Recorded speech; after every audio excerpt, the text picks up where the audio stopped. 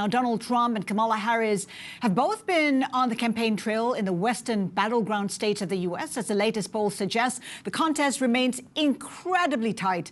So can either of the candidates make a difference in the final days of this unpredictable election? Well, joining us now is Brookings Institution Senior Fellow Nicol Lee. Nicol, good to have you with us. Of course, we heard Trump saying that, he's poised for a runaway election, barring fraud. I mean, what do you make of his statement, bearing in mind that it is a tight race? Well, I have to tell you, it is so tight that a near tie is even existing in some of the swing states where Harris had some lead over Trump. So I do think this is going to be a nail biter, and one in which many of us are going to be looking at trying to ensure, most importantly, that whoever does leave out of this race is able to secure, the appropriate process by getting the electoral college votes as opposed to the popular vote. It's going to be a nail biter. It's going to be a nail biter. The thing, though, Nicol, what Trump says actually sets it up for perhaps a dispute post-election, no? Yeah, it does. And I think many of us are really thinking that this is going to take a while to settle. Even when we all go to the polls and the votes are cast, you've got early voting ballots that still need to be counted. You have, people that have absentee ballots that have to be counted. You have people who are going to be coming in on election day. I think we need to be setting up for a pretty long period where we're going to actually get a ballot count. And then I think we may, depending on which way the election goes, really set ourselves up for some litigation potentially. How do you think the race has unfolded? How do you think the two candidates have played this? I think the candidates have played it quite well, in particular when it comes to trying to cast their character out to the general public. I think it's actually confirmed among decided voters who each candidate is and what issues they're going to put at the top of their priority list. I'm thinking at this point that most folks have made up their mind, which is why we're seeing just a groundswell of early voting among Democratic and Republican voters. But I do think, what is still unsettled is whether or not people are going to go to the polls with their conscience or they're going to go to the polls with their pocketbook. And I think that is going to be an issue that we're going to find out, next week. But, I think that's where the lines are going to be drawn in the sand. Are we going to have this an election of character, or is it going to be one based on, economic livelihood? And that's where most people find themselves sort of split and torn between the two candidates. What's your hunch? What's the feeling on the ground? I think it's hard to say. I mean, Harris has definitely outperformed in the markets in which she's actually showing up. We've seen the celebrity star power that's coming alongside of her, that's giving her a lot of credibility. We've seen an increase, much like we saw in the recent rally here in Washington, D.C., of young people who are sort of decided on where they want to land. On the flip side, we've seen Trump, come out with some really raunchy stuff, as well as the people around him or the people that are listed to support him or rally for him. It's still undetermined whether or not that's going to have an impact. For example, what was said about Puerto Rico and among the Latino voters. I think, again, going forward, this is where the lines will be drawn. It's going to be drawn between the differences in their policies. It's going to be drawn in the certainty around the economy. And it'll be drawn, I think, in the end around the character that they've presented to the American people. Well, it does look like when it comes to Trump, Elon Musk is playing a big role in it. We've just seen Elon Musk offering $1 million to voters who sign a petition in the swing states. How do you assess such moves by Elon Musk? I think it's interesting. I mean, I think we should expect it. We've seen the type of characters and the type of allyship that the Trump campaign is able to get in their corner. I mean, Mr. Pillow, I think, was one guy, and now Elon Musk is on the road with them. I mean, I think he brings a certain livelihood, I think, to the generations that are particularly interested in the future of technology. I think he also brings a certain energy and enthusiasm to the campaign that perhaps the Trump team was missing. But, there's still talk about whether or not it was legal for those donations to go to prospective voters and the extent to which, cash and that type of influence is going to change the minds of people. Again, I think most people are pretty decided, which is why these races are tight, very tight and neck to neck. It'll be interesting to see if that actually persuaded people to actually change their vote or to confirm that what they're actually going to vote when it comes to Election Day. It's also interesting when we talk about disinformation going into this election, there's been so much concern about that. The U.S. intelligence itself has said that it is concerned when it comes to disinformation from countries like Russia, like China. What have we seen?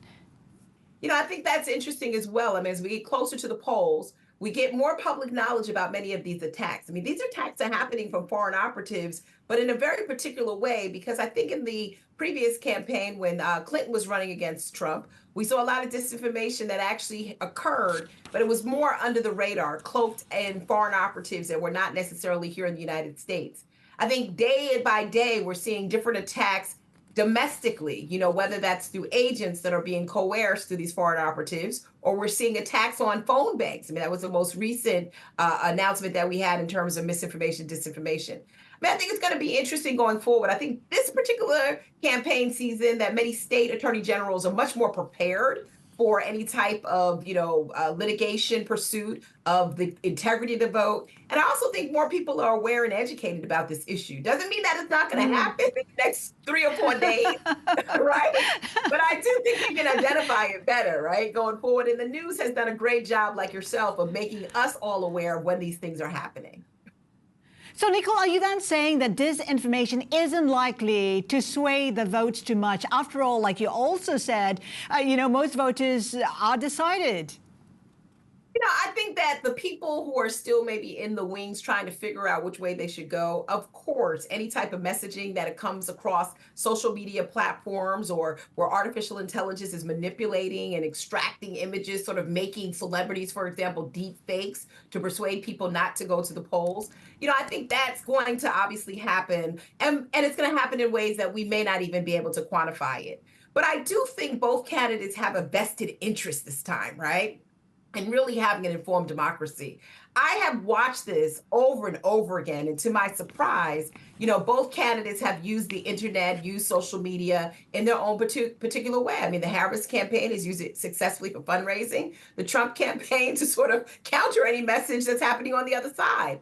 I do think that there's a vested interest with the races being so tight in everybody going to the right polling station. And so I'd be surprised if this actually has the type of manipulation before the election date, because I do think that there's going to be a lot of worry that every vote is not necessarily counted, but also registered across the United States. Nicol, we've been talking at length about AI and technology. Give us a sense of how the policy might play out if it is a Trump or a Harris administration. We know that when it comes to Trump, perhaps he'll take a lighter touch when it comes to, technology and emerging technologies as well as AI. What's your take on that? Yeah, I've been talking about that. I mean, I think I'm talking about it more than the candidates, in all honesty, in terms of where they're actually going to fall. Each of them have given us a glimpse into their technology policies. And I think that's going to give the market some certainty, too, as to where they land. I mean, it's really clear that the Biden-Harris campaign has set a standard when it came to the executive order, when it came to trustworthy AI. In fact, just yesterday, they celebrated the 1-year anniversary. So I think that has made a mark and survived Congress for the last year. Now, whether or not it lives, if we do not have a Harris victory, is going to be something that we're going to have to consider. The Republicans have already put into their agenda that they're going to repeal the executive order. They've also suggested by who is standing around them, like Elon Musk, the certain decisions they're going to make to append the existing leadership, like Lina Khan, who's running the Federal Trade Commission.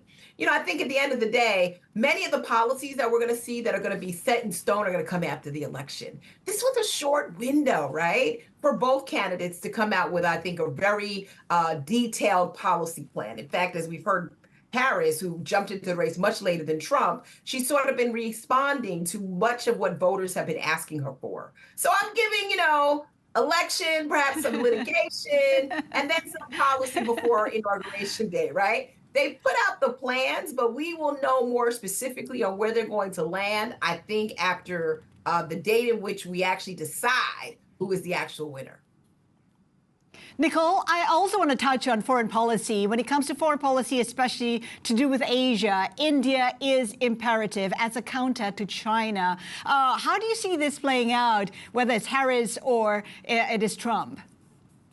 Well, I'm hoping in particular that the United States will look at countries like India or other global majority countries like Africa and Latin America, the Caribbean, and really pay attention to what role they're going to play to enable the market, like the chips market when it comes to semiconductors, how they're going to be able to enable connectivity or artificial intelligence systems. We definitely, based on where we stand with China, have to be very sensitive that these countries have to play a role when it comes to our allyship, particularly when we're talking about national security concerns, as well as, the production and supply chain economy. I mean, we've seen this play out before, and my hope, in all honesty, is that when we do get down to the policy grid, that we will ensure that these nations play a significant role, not just on a humanitarian sense, but they're really part of our global development and help us with our competitiveness and our front when it comes to China and Russia. But the thing is, we can see perhaps a reshaping of international trade no matter who comes to power, given that China, for instance, is a bipartisan issue. Yeah, and I mean, Trump has made it very clear that if he were to be reelected as president, that he's going to revert back to his, anti-China policies. And particularly, he's going to start to tax all of the, imports that come into the United States in a way that could have a significant impact on the American consumer. I mean, I think we have to pay attention to that. I think Biden, suggested very much that China needed a new relationship when it came to trade with the United States. And much of that has played out. But we also know that there's not a lot of cordialness happening within the continent itself right now. So I think each person who gets into office, whether it's Harris or Trump, are going to have to rethink and really dig into what our relationship with China is going to be. Will it be continuously adversarial, or will this be a relationship of open opportunity? And that's why I think the two really differ when we begin to talk about trade, technological innovation, regulation as to the degree to which we're going to put more or less, and taxes, ultimately. Those issues, in addition to, I forgot to say, immigration, are going to play some pivotal roles as we try to rebuild the economy, quote unquote, and get America back to a space where we can, again, just live in civility with economic prosperity.